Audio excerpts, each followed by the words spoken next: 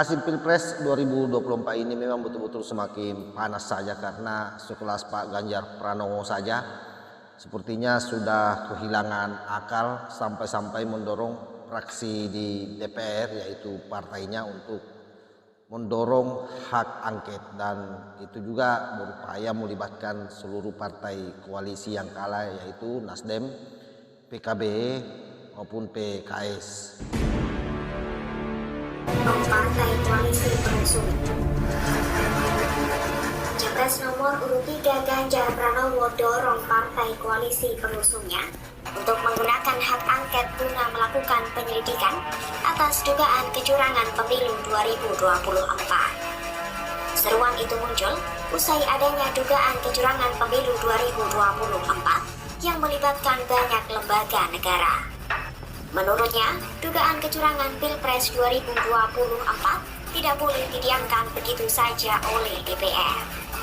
Mantan Gubernur Jawa Tengah itu menilai pemanggilan terhadap para penyelenggara pemilu untuk diminta pertanggungjawaban adalah bentuk fungsi kontrol dari DPR.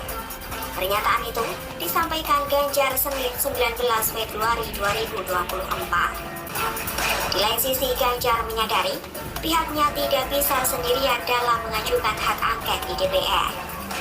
Mereka tetap membutuhkan dukungan partai pengusung paslon nomor 1 Anies Muhaimin, yakni Partai Nasdem, PKS, dan PKB. Menurutnya, keterlibatan Nasdem, PKS, PKB, PPP, dan PDIP bisa mewujudkan penyelidikan dugaan kecurangan pemilu karena dilakukan lebih dari 50% anggota DPR.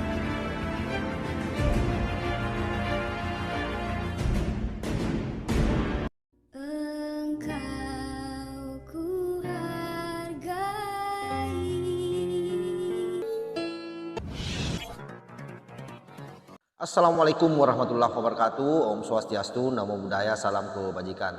Kembali bersama 90 TV dari Buktapan Ritalupi, Kabupaten Bulukumba, Provinsi Sulawesi Selatan. Video di awal tadi itu adalah merupakan tayangan dari media Kompas, di mana Ganjar Pranowo disebut-sebut akan mendorong hak angket di DPR RI, efek daripada kalah di dalam Pilpres dan menilai banyak terjadi kecurangan. Tentu bagi kita semua sangat kaget akan hal yang disampaikan oleh Pak Ganjar karena sudah mirip-mirip Pak Amin Rais yang sedikit-sedikit hak angket, dan tentu ini berdampak luar biasa ke depan bagi Pak Ganjar ya. Boleh jadi karena akibat daripada pernyataan Pak Ganjar ini, Pak Ganjar bisa terdegradasi dari dunia politik sebagaimana Pak Amin Rais yang dialami hari ini.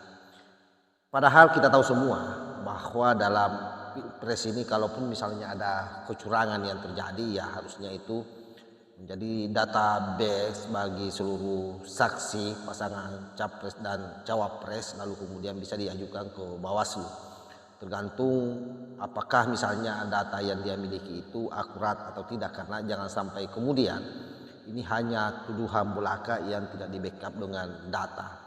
Proses-proses penyelesaian di Bawaslu saya kira sangat jelas kalau misalnya itu terkait soal kecurangan di dalam pemilu.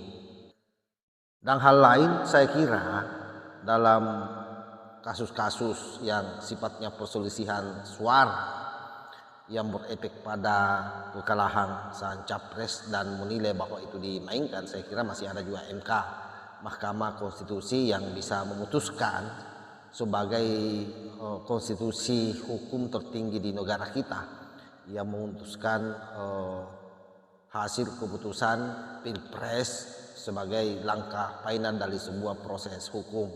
Oleh karena itu, kalau misalnya Pak Ganjar Blinger mendorong masuk ke dalam ranah DPR menjadi keputusan politik, saya kira itu sangat blunder. Dan apalagi misalnya mau melibatkan banyak partai-partai yang lain. Nah, sekalipun ini wacana ya, karena wacana ini kan yang dilontarkan Pak Ganjar belum tentu juga jadi. Apalagi Partai Nasdem sendiri sudah lebih awal melalui Bapak Surya Paloh sudah mau rapat ke Pak Jokowi, dan kita tahu apa yang menjadi hasil pembicaraan antara Pak Jokowi dengan Pak Surya Paloh saya kira sudah dibocorkan oleh Pak Jokowi. arahnya bahwa ke depan ini Nasdem akan bergabung dengan pihak pemenang atau berkoalisi dengan Pak Prabowo maupun Gibran. Jadi kalau saya sarankan Pak Ganjar, sebaiknya Pak Ganjar menahan diri, bersabar.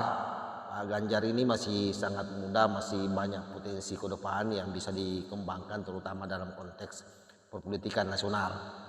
Jangan sampai kemudian gara-gara dorongan hak angket ini membuat Pak Ganjar terdegradasi sekali lagi.